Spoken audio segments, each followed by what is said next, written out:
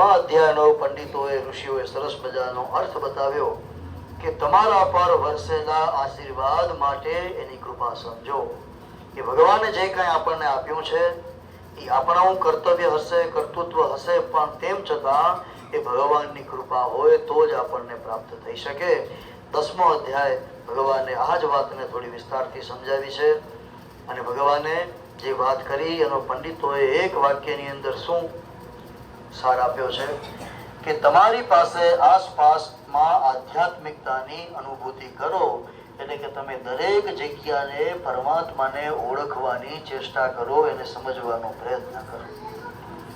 શ્રાદ્ધની અંદર પણ આ જ વસ્તુ એવી રીતે લાગુ પડી શકે કે જે કોઈ વસ્તુ ક્રિયા વિધિ તમે કરો છો એ દરેક વિધિ વિધાનની અંદર, દરેક કર્મની અંદર કે એટલીસ્ટ આપણે 12 દિવસ સુધી દાદાજીને, આ ઘરના વડીલને, મોભીને યાદ રાખીએ અને એ કર્મ કરીએ તો આપણે દરેક જગ્યાએ એને આપણે અનુભૂત કરી શકશું. આ 10મા અધ્યાયનું નામ છે વિભૂતિ યોગ. 45 શ્લોકની અંદર પરમાત્માએ પોતાનું આ સૃષ્ટિની અંદર વ્યાપકપણું બતાવ્યું છે કે ભગવાનને આપણે કેવી રીતે ગોતવા, ક્યાં ગોતવા અને કેવી રીતે આપણે ભગવાનને પ્રાપ્ત કરી શકીએ. કે આ જીવાત્મા પણ આપણી વચ્ચે જ હોય, કેવી રીતે એને આપણે પ્રાપ્ત કરી શકીએ, કેવી રીતે એને આપણે વસ્તુઓ જે કાંઈ દાન પુણ્ય કરીએ છીએ એનું પુણ્ય એને કેવી રીતે મળે, એની વિસ્તારથી ભગવાને આ 10મા અધ્યાયની અંદર વાત કરી છે. શ્રી ભગવાન ઉવાચ ભૂયેવ મહાબાહો શૃણુ મે પરમં વચ યદ્દેહં પ્રિયમાણાય વક્ષ્યામિ હિતકામ્યયા. કે મહાબાહુ, હજી ફરીથી પણ મારા પરમ રહસ્યને તેમજ પ્રભાવને જણાવનાર વચનને સાંભળ કે જેને હું મારા અતિશય પ્રેમભાવ રાખનાર તને તારા હિતની ઈચ્છાથી કરું છું. કે મારી ઉત્પત્તિને એટલે કે અવતાર ધારણ કરવાની અલૌકિક લીલાને નથી દેવતાઓ જાણી શકતા કે નથી મહર્ષિઓ જાણી શકતા. કેમ કે હું સર્વ રીતે દેવતાઓનું અને મહર્ષિઓનું પણ આદિ કારણ હું જ છું. ભગવાને કીધું કે મને ઓળખવા માટે ઋષિઓ, દેવતાઓ પણ સમર્થ નથી, કારણ કે બધાનો જન્મ મારા થકી થયો છે, બધાનું સર્જન મારા દ્વારા જ થયું છે, એટલે એ પણ મને ઓળખી શકતા નથી. ભગવાને કીધું કે મને કોણ જાણી શકે છે કે મહર્ષય સપ્ત પૂર્વે, જેને આપણે 7 ઋષિ કહીએ છીએ, સપ્ત ઋષિ કહીએ છીએ, એ જ ભગવાનને ઓળખી શક્યા છે. કારણ ભગવાનનું જે ધામ બતાવવામાં આવ્યું છે, જેને આપણે સત્યલોક કહીએ, અક્ષરધામ કહીએ, સાકેત કહીએ, ગોલોક કહીએ, એ ધામની અંદર સદેહ કોણ જઈ શકે કે જે મનુષ્યએ ભગવાનની ખૂબ ભક્તિ કરી હોય, તપ કર્યું હોય, એવો જ મનુષ્ય જીવતા જીવ પરમાત્મા સુધી પહોંચી શકે. બીજા કોઈ જીવાત્મા પરમાત્માના ધામની અંદર સદેહ જઈ શકતા નથી. તો કીધું કે વશિષ્ઠ, વિશ્વામિત્ર, અત્રિ, નારદ, આવા બધા ઋષિઓ જ એ ભગવાનના ધામની અંદર સદેહ જઈ શકતા હોય છે અને એ જ પરમાત્માના સ્વરૂપને ઓળખી શકે છે. ચત્વારો મનવસ્તથા. ભગવાને જ્યારે ગીતાજીની વાત કરી છે ત્યારે પરમાત્માથી અગાઉ 4 પ્રકારના મનુ થયા. તો આ મનુ ભગવાનને ઓળખી શક્યા છે. કીધું કે આ બધા મનુ મને શા માટે ઓળખી શકે છે કે મારા મનમાંથી એનું નિર્માણ થયું છે. અને આવી રીતે ભગવાને કીધું કે અર્જુન, તારે જો મને સૃષ્ટિની અંદર વ્યાપક રીતે જોવો હોય તો તું મને મારી દ્રષ્ટિથી જો. દ્રષ્ટિ એટલે એક આઉટલુક, આપણો એક દ્રષ્ટિકોણ, કે ભગવાનને ઓળખવા માટે આપણી પાસે એક અલગ દ્રષ્ટિ હોય તો જ આપણે પરમાત્માને બધી જગ્યાએ જોઈ શકીએ, તો જ આપણે પરમાત્માને બધી જગ્યાએ ઓળખી શકીએ. એટલે ભગવાને અર્જુનને કીધું કે અર્જુન, સૃષ્ટિની અંદર સંપૂર્ણ રીતે, વ્યાપક રીતે તને જો મને ઓળખવો હોય તો હું તને મારી એક દિવ્ય દ્રષ્ટિ આપું છું. કે દદામિ બુદ્ધિ યોગમ તમ યેન મામુપયાન્તિ તે તેષાં સતત યુક્તાનાં ભજતાં પ્રીતિપૂર્વકમ. કે નિરંતર મારા ધ્યાન વગેરેમાં પરોવાયેલા અને પ્રેમથી ભજનારા એ ભક્તોને હું એવો તત્વજ્ઞાન રૂપી યોગ આપું છું કે જેના દ્વારા એ ભક્ત હંમેશા મને જ પામતો હોય છે. અને પરમાત્માએ અહીંયા અમુક અમુક ઋષિઓના નામ બતાવ્યા છે. અસિત, દેવલ, વ્યાસ, નારદજી, આવા બધા જનક આદિ રાજાઓ એ બધા પરમાત્માના આ ધામ સુધી પહોંચ્યા છે.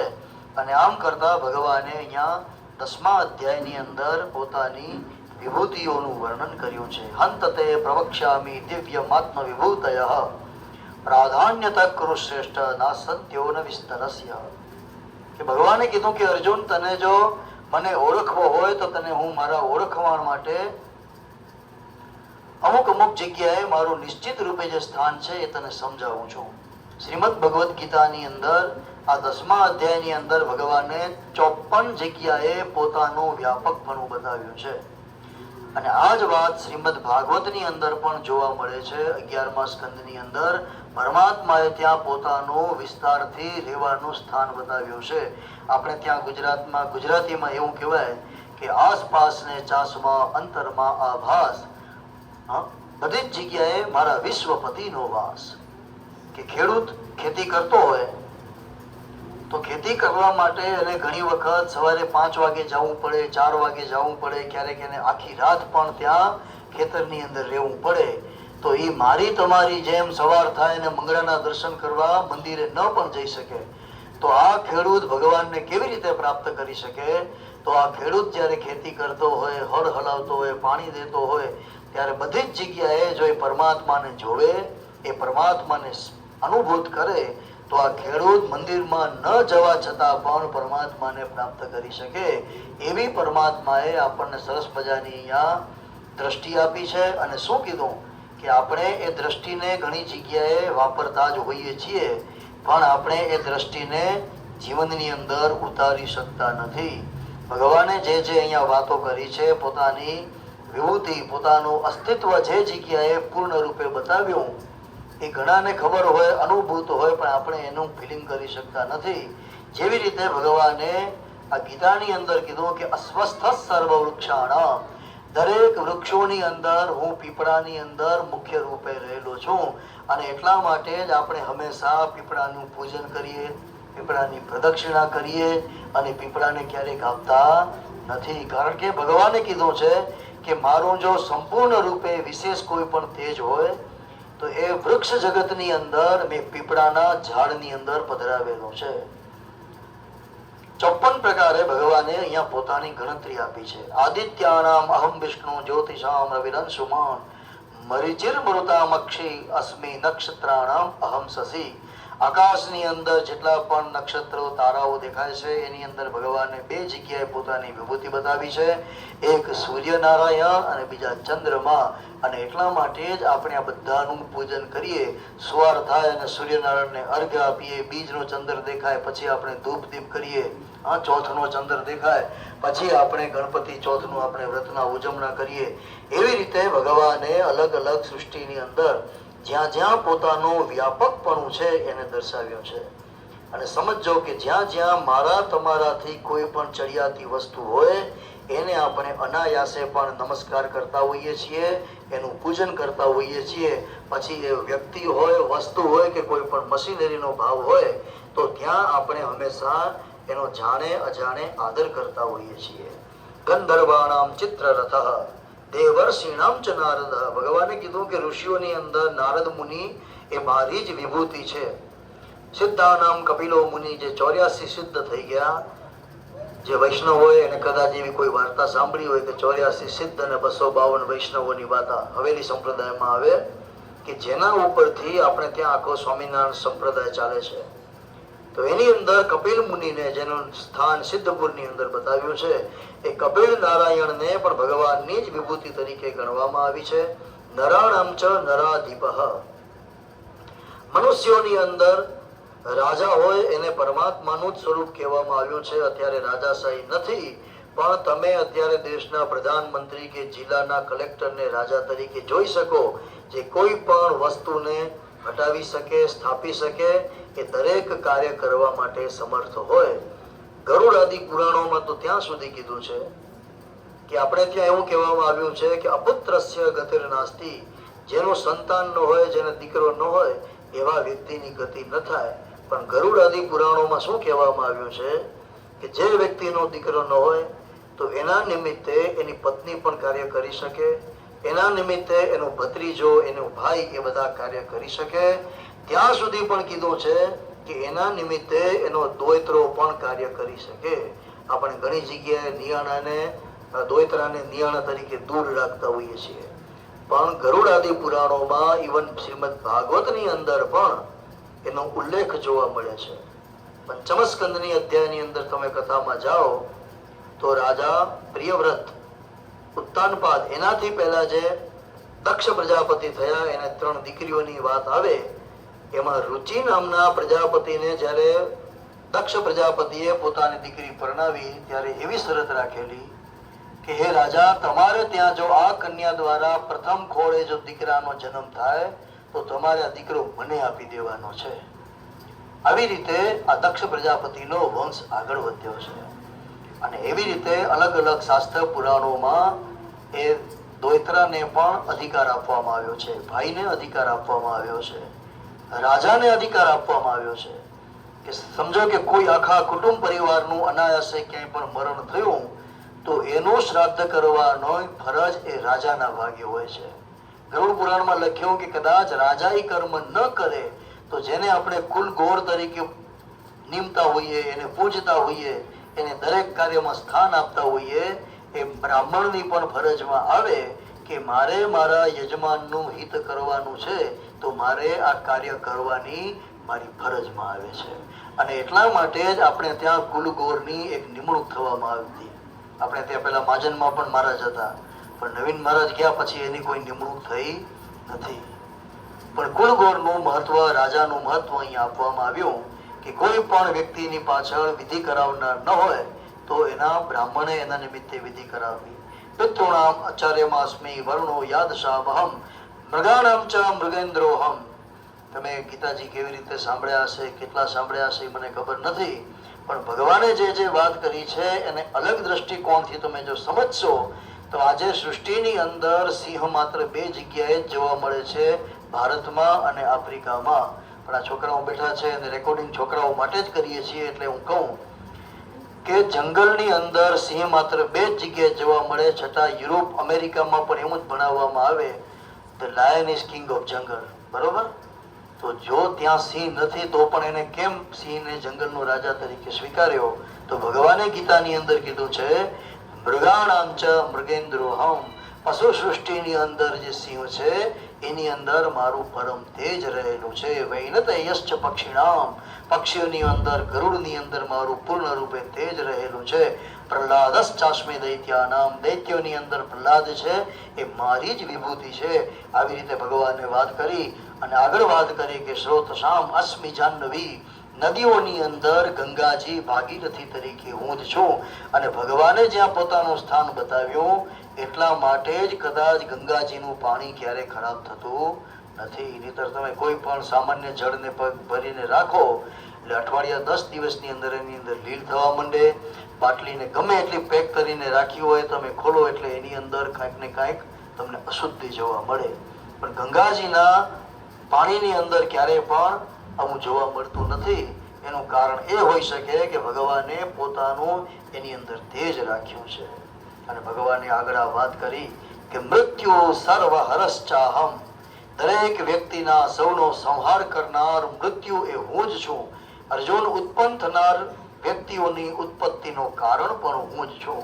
અને આવી રીતે આપણે કહીએ કે અમુક વ્યક્તિને એટેક આવ્યો, કોઈનો એક્સિડન્ટ થયો, કોઈના હૃદય બંધ થઈ ગયા, કોઈની કિડની બંધ થઈ ગઈ, પણ ભગવાને કીધું કે આવા બાના કરીને હું અલગ કારણ બતાવું છું, પણ મૂળભૂત કારણ એ મૃત્યુનો હું જ રહેલો છું. એટલે આપણે કોઈ પણ વ્યક્તિનું મૃત્યુ થાય ત્યારે બહુ વિલાપ ન કરવો, શોક ન કરવો, કારણ જન્મ આપનાર પણ પરમાત્મા જ છે અને એ પ્રાણને લેનાર તત્વ પણ એ પરમાત્મા જ છે. જે જીવ આવ્યો આપ પાસે શરણમાં અપનાવજો. આ ભજન જેણે પણ અંજલિ ગીત બનાવ્યું છે એ વ્યક્તિએ પૂર્ણ રૂપે વેદાંત માર્ગી હોય, શાસ્ત્રનો અભ્યાસ કર્યો હોય તો જ એની કલમ દ્વારા આવા શબ્દ લખી શકાય કે મળે મોક્ષ કે સુખ સ્વર્ગના આશા ઉરે એવી નથી. જો દેહ દુર્લભ માનવીનો ભજન કરવા ભાવથી. આ જે પંક્તિ છે એ આગળના અધ્યાયમાં આવે છે. પણ ભગવાને અહીંયા વાત કરી કે જેને આપણે મૃત્યુ કહીએ છીએ, જેનાથી બધાને બીક લાગતી હોય, એ મૃત્યુ પણ હું જ છું. ભગવાને આવી રીતે પોતાની વિભૂતિ બતાવી. ભગવાને કીધું કે માસાનામ માર્ગશીર્ષોહમ, 12 મહિનાની અંદર માર્ગશીર માસ એ હું પોતે જ છું. ઋતુનામ કુસુમાકરઃ, ઋતુઓની અંદર એ વસંત ઋતુ પણ હું જ છું. અને આ વાત જ્યારે અલગ અલગ યોગીઓને ભક્તોને સમજાણી ત્યારે આપણા કચ્છી ભગત દાદા મેકણે કચ્છીમાં શું કીધું? પપ્પર મેં પણ પાણ નાય બાવર મેં બ્યો, નમ મેં હું નારાયણ તો કંડે મેં ગયો. ભગવાન બધી જ જગ્યાએ જ વ્યાપક છે.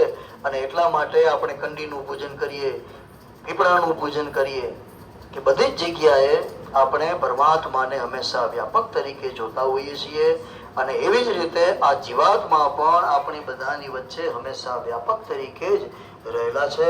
માત્ર આપણે એને અનુભૂત કરવાના છે કે અમારા આ દાદાજી કેવી રીતે અમારી વચ્ચે હોય, કેવી રીતે એનું સ્થાન હોય.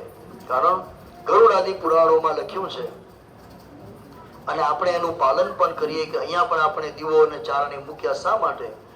કે 12 દિવસ સુધી આ જીવાત્મા મારીને તમારી વચમાં જ હોય. પુરુષો જેવા સ્મશાનમાંથી આવે ને, એટલે પુરાણોમાં શાસ્ત્રમાં એવું લખ્યું છે કે આ જીવાત્મા પણ એની સાથે જ આવે. જ્યાં એનું મસ્તક હોય ત્યાં એ શરીરની અંદર ઘૂસવાનો પ્રયત્ન કરે. પણ શરીરને તો આપણે બાળીને ભસ્મીભૂત કર્યું હોય, એટલે આ જીવાત્મા ક્યાં રહેવું એનું સ્થાન ગોતતું હોય, એટલે આપણે અગ્નિની અંદર એનું સ્થાન બતાવીએ છીએ. અને ગરબડ ક્યાં થતી હોય?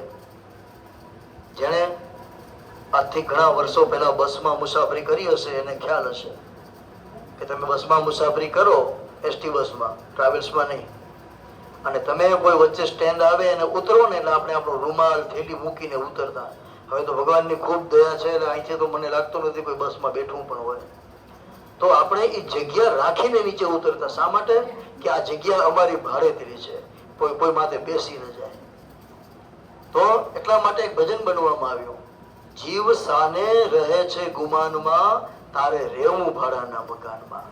તમે 6 કલાક ટ્રેનની અંદર મુસાફરી કરો ને હરિદ્વાર જતા, તોય તમે બારીમાં કોઈને બેસવા ન દો કે બારી સીટ તો આપણે જ રાખવાની છે.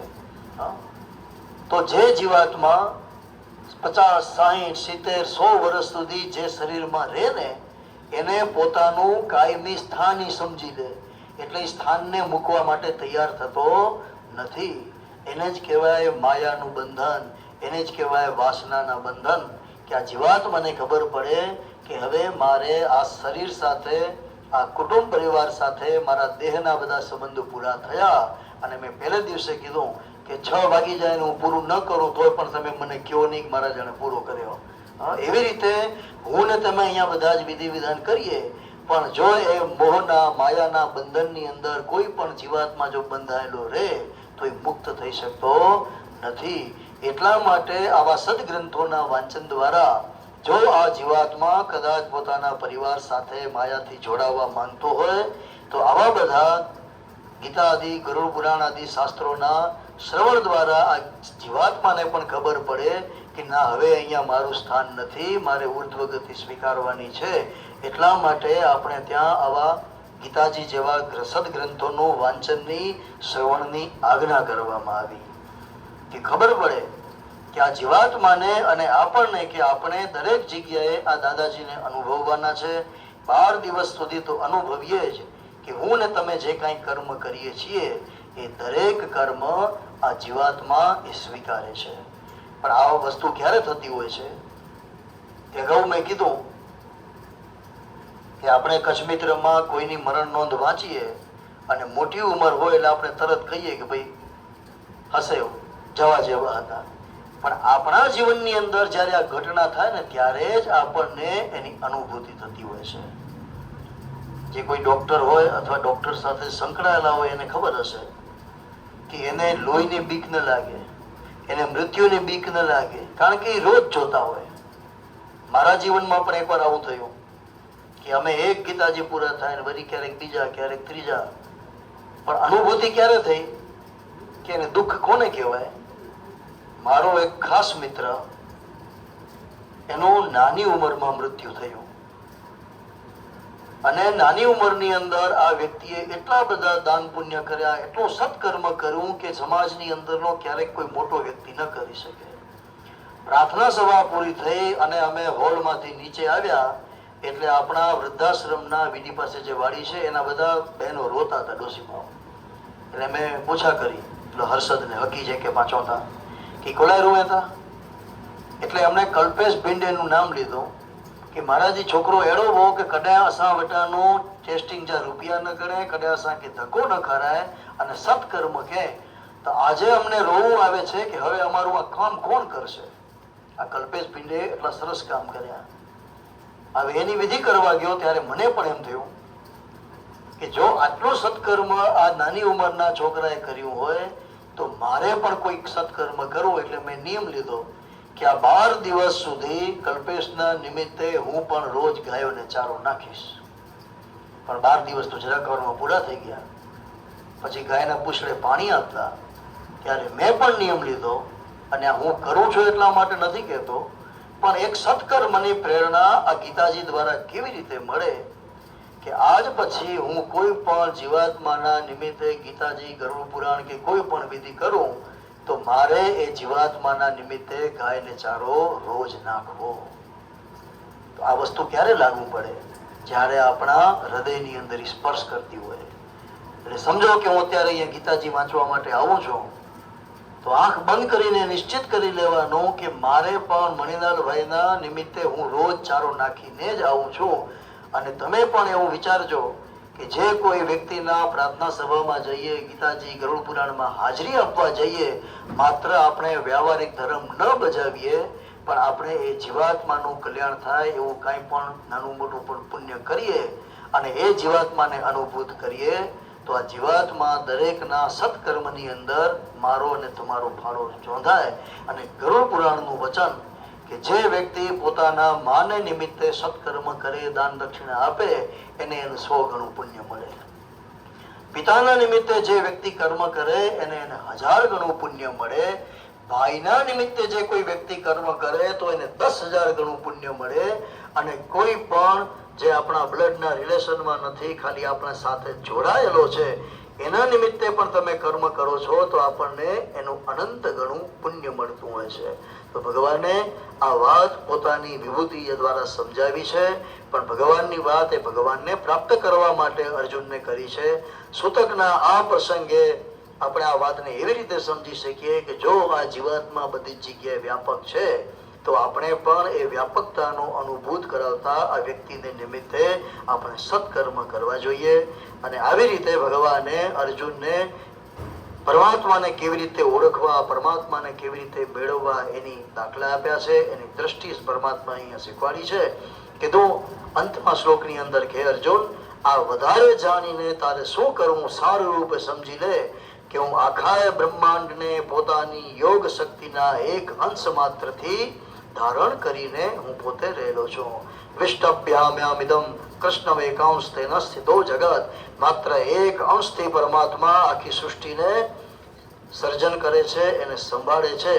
તો ભગવાન જો 16 કલાના હોય અને એક કલાથી જો આખું જગત નિર્માણ થતું હોય, સંચવાતું હોય, તો ભગવાન પૂર્ણ કલાએ જો સૃષ્ટિમાં આવે તો એ પરમાત્મા કેવા કેવા કર્મ કરી શકે.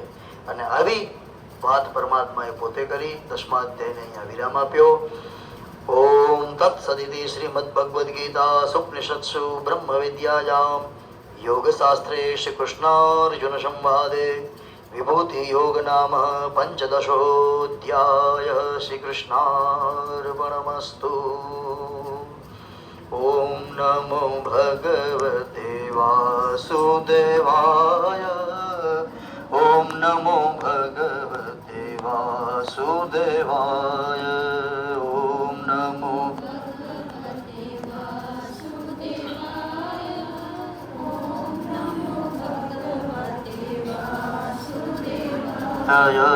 ઓમ નમો ભગવતે વાસુદેવાય.